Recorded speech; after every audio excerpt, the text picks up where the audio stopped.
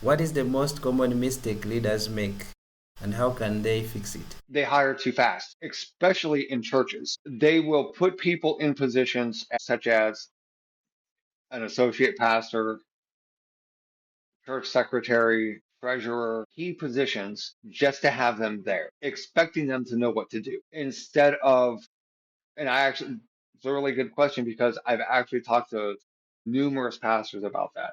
Don't rush it. If you're in the secular world and you need someone to do your finances, you're going to want someone that's qualified to do it. You're not just going to pick someone, right? If you do happen to just pick someone, teach them to do it. I have probably talked to 40 or 50 pastors that pulled people together and said, I need you to do this, but never taught them how to do it. The overall nonprofit world, there's a little bit of that, but not so much because usually nonprofits can get grants and things like that. And they're a little bit more, let's say, financially stable going into it, but there's still the common threat of they hire people too fast. I worked with and it wasn't even a nonprofit organization, it was a for profit business. It was just getting started. And before they had one customer, they had 5 employees. And the question was, how are you going to pay these guys? Why would you have 5 employees and no customers?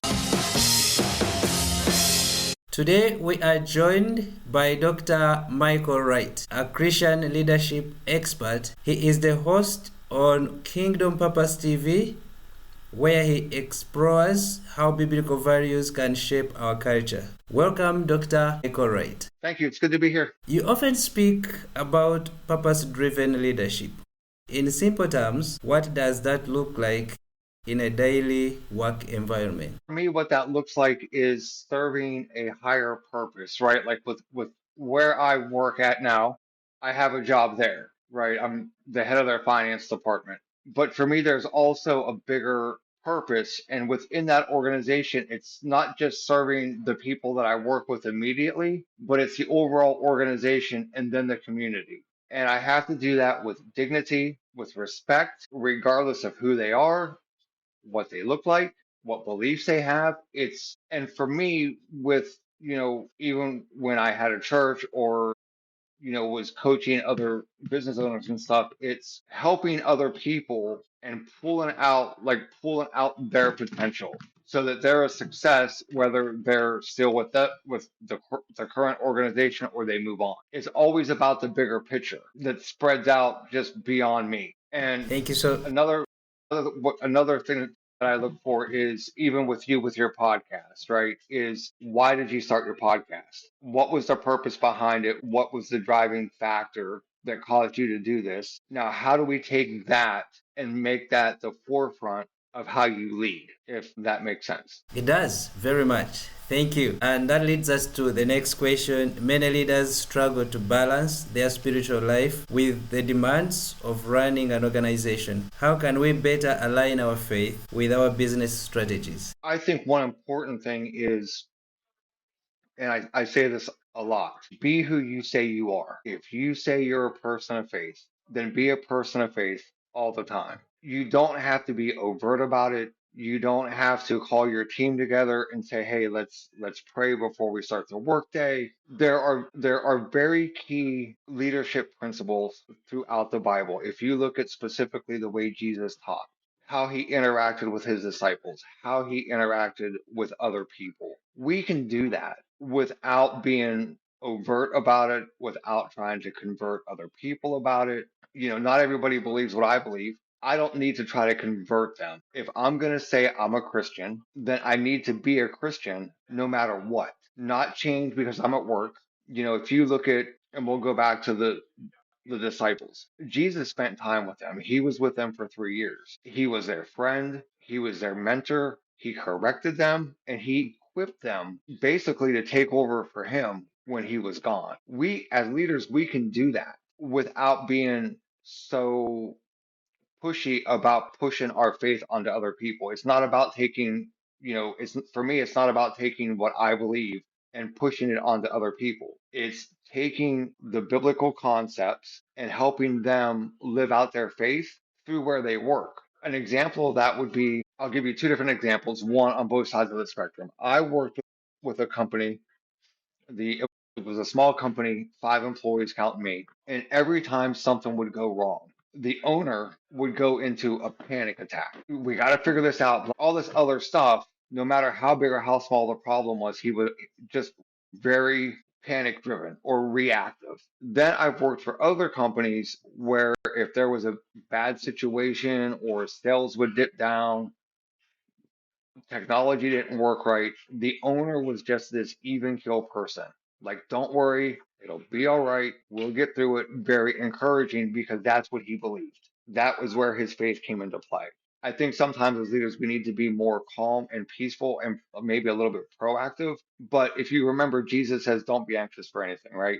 The word anything includes everything. If we're not going to Another example of that would be when Jesus is walking across the water, right? And Peter sees him in his boat. And Peter says, is that you? And Jesus says, yes. And Peter says, okay, if that's really you, call me out there. Peter gets out of the boat and starts walking across it, right? But all of a sudden, he takes his eyes off of Jesus and starts to sink. If we look at what caused Peter to take his eyes off of Jesus to begin with, it was the environment around him. The Bible says that Peter noticed the wind and the waves and began to drown. As leaders, I think sometimes instead of getting so focused on the chaos around us, we need to stay centered and calm in serving the calling and the purpose while we're there. Wonderful. Thank you so much. What a wonderful message. Okay, so now let's look at reconciliation. The 40 Days of Reconciliation podcast obviously focuses on reconciliation. How can building a healthy organizational culture help heal relationships and bring people together? I think if there's a conflict within the workplace and two people aren't really getting along that well, we need to find out why, right? Like what happened to cause whatever conflict you guys are having to begin with. That's number one. Number two, we have to find out what was going on. And some people may say it's a little bit invasive and invasion of privacy and stuff, but not only what caused the conflict, but what was going on in both people's lives at that particular time, right? People don't just argue for the sake of argument. There's always something going on behind it. Figure that stuff out first and then have a conversation. Okay, that stuff happened. How can we as a team, how can I, as your leader, and you two as people that follow me or my employees or whatever, how can we work through this so that it doesn't happen again where we all can coexist in the same environment instead of automatically? Now, don't get me wrong, there are cases where we got to write people up, there's cases where we may have to fire them on the spot, but most of the time it's not that extreme to begin with. There's two people that I'm friends with where I work at now. For whatever reason, they are always conflicting with each other. I don't know why. I've talked to both of them a little bit and said, look, we all are on the same team here. We've got to find a way where we can be in the same, where you guys can be in the same room and collaborate on things without a lot of this tension. They're slowly starting to get there, but there's also 15 years worth of tension built up. So it's going to take time to diminish that, and slowly get them back on that professional track. But I think at the heart of it is gently correcting and then being a mentor to them and ask them what's going on, what caused this, and how can we prevent it from happening again. That's really helpful. Before we continue, where they can find you, your website, information, people might want to connect with you after listening to this podcast. The name of my website is Dr. Wright, so it's DRMWRIGHT.com. There's links to all my social media stuff on there, my Facebook page, Instagram, Twitter, podcast, and Kingdom Purpose TV. Also, since it is a reconciliation podcast, when we get done with this, if you can give me a way to get my latest book over to you, I will be more than happy to send it over to you. The name of it is Somewhere in the Middle, and it's a journey from forgiveness, resentment, and peace. Thank you so much. You have a passion for helping people move from calling to impact. What is the first practical step a leader should take to make this transition? Admitting you have a calling, then not denying that. I think sometimes a leader will have a calling to do something and it may not be. I'll answer it with an example. I had a friend of mine and she's like, Michael, I'm praying to God that he will give me an answer to what I'm supposed to be doing.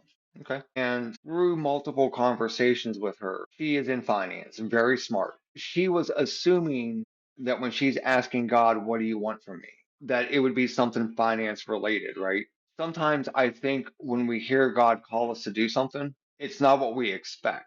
So we don't recognize the calling to begin with. So the first step is to answer the calling. The second step is to step out on faith. That's a big thing that I see. I've seen people say, well, Michael, God is calling me to do X, Y, Z, but I need to wait. I need to get this, whatever it is. I need to get that done first. And the next question I asked them is when Jesus was walking down the road and he walked up to Simon and said, "Follow me. I'll make you fishers of men." Did he tell Simon go home and pray about it first? Did he go home and tell Simon to get his affairs in order? No. He said, "Come with me. I'll make you fishers of men." And then immediately the Bible says that Simon dropped his stuff and followed Jesus. Even if we go to the Last Supper, Jesus looked at Judas and said, "Whatever you're going to do it quick." When God told Noah to build the ark, he didn't tell him to wait till the water started. He said, "Build the ark." And they built the ark. I don't understand why when people say God called them to do something, they always want to put it off until a later day. No, God said do it, do it. We'll find out soon enough if he actually called you to do it or not anyway, right? So the first step is to acknowledge the calling, and the second step is to move forward with it. He's not going to call you to do something you can't do. It may take you out of your comfort zone a little bit. Doesn't mean you can't do it. Yeah. On the same question, some people may feel like they have been called, but they don't have the resources. What would you say about that? Look at the parable of talents. In that parable, the landowner called three people to do a task based off of their ability to do it and gave them the resources to do it. I think sometimes when people say, I don't have the resources, they automatically think in a financial sense, right? But are there people around you that will help you financially until you move forward, until you can raise the finances yourself? Is there someone around you that you can contact that will help point you in the direction? God's not going to call you to do something without giving you the resources first. He's going to put people, places, and things in your path. You just have to be able to recognize it. Wow, yes, such insightful message. Thank you so much. Thank you. You are speaking to many people's hearts. How can leaders ensure they are building systems that honor God rather than just copying what the secular world does? That is a good question. It's also a tough question. There are some systems in the secular world that work, right? Admin is admin is admin. Finance is finance is finance. There's different laws that apply to both of them. But in the nonprofit world, you have a lot more people to be held that you're held accountable for. You have your board of directors, but then you have your donors, right? You have people that are financially supporting your mission. You have to answer to them. If I have a secular business and I'm selling sweatshirts and one don't fit, nobody's going to care. If I have a for-profit business in the secular world and I'm not using the money the right way, I own it. No one's going to care. But if I have a nonprofit or a church that I'm running and all of a sudden there's money missing, people are going to care. 6 months ago, stepped down from, I was on a board of another nonprofit in Louisiana. I stepped down from that. The guy that was running the nonprofit also has a church. He got a grant from the state, went a little bit over budget. So he used the church money to help support his other nonprofit for a little bit. Didn't tell the church that he was going to do it, didn't get their permission. And now the nonprofit doesn't have the money to pay the church back. So now this church is out like 15. So you're accountable to your board of directors, you're accountable to the donors, are the ones that tell you how to spend the money and things like that. And you have to have good financial systems in place. You have to be able to know how to budget your money. You have to know how to manage it better. You have to know how to analyze your budget so you're making the most impact with most of the time fewer resources. And you can't do that without good systems. You can't do it without a system of accountability. You can't do it without a system of a financial system where there's more than one person that reviews your accounting work to make sure that there's no fraud. no embezzlement, no theft. You touched something that is really critical, which looks like a trap for most believers. Yes, maybe you give us some more advice. How can we be sure that we also shine God's light even in our financial lifestyle? I'm sure people do not necessarily take away the money, but the way we make decisions. How can we make sure we don't fall into traps, financial traps? One of the things that we can do, and I learned this the hard way, was we have to manage our debt. We have to, yeah, you go into debt when you buy a house, when you buy a car. When my company was just getting started, I had a lot of business and I needed to hire some people. So I hired two people. One of them moved for a job and the other one moved for school. So it was just me. But then business started to decline. I still had bills I had to pay. I took out a business loan when I had the money to pay for it, but now business starts to come down. So now I have a business loan. I had a couple credit cards that I used for the business. And then it got to a point where when COVID hit, I lost a lot of business for it, but I still had to have a house payment, still needed to buy groceries, maybe not paying attention and not really honoring God, and I admit that, and I've asked for forgiveness. I use my credit cards to pay for stuff. I use it to make car payments. I use it to pay my mortgage. I use it for groceries. Now, I got a grip on it and I got a handle on it and started paying them down on stuff. But out of desperation, I think, and not wanting to be homeless, had a wife, kid, we all needed to eat. I did what I had to do, but what I didn't do was ask God to alleviate that burden and took it upon myself. So we have to be careful with our finances because, if you're not doing the right thing, another example would be, you don't know this, listeners don't know it, but you're going to. I'm not embarrassed by it. I'm not ashamed of it anymore.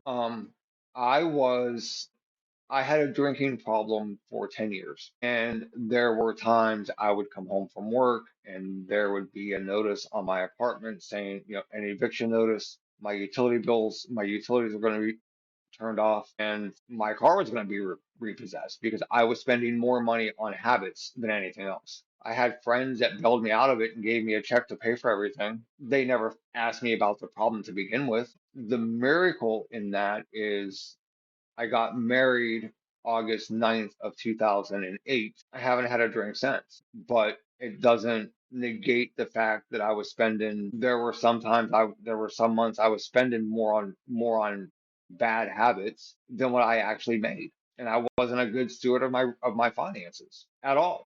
One more question related to that. How would God have made a difference, according to you, if you had allowed Him to come in to help?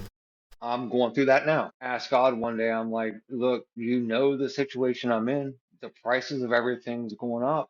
I'm not getting any more business. So I'm asking you to take this off of me. And within a week, I get a phone call and I have an interview for a full-time job, which I really wasn't even looking for. They called me up and they said, we'd like to make you an offer. The offer was, making 3 or 4 times what my business was going to be able to pay me, close enough to, 9 hours away, complete benefits. There was only one catch. I had to leave my wife behind, right? But it alleviated the financial stress. And then when I get up here, I find out, that they're like, hey, just to let you know, we wasn't even going to interview you. Your education and stuff is like really not on your resume. What's up with that? And I was probably in the process of updating it and sending them the wrong one. But for me, when I ask God to alleviate this financial pressure, and then I get a job for working for a company that wasn't even going to interview me, that's a God thing. Plus, plus I'm close enough to my family. I can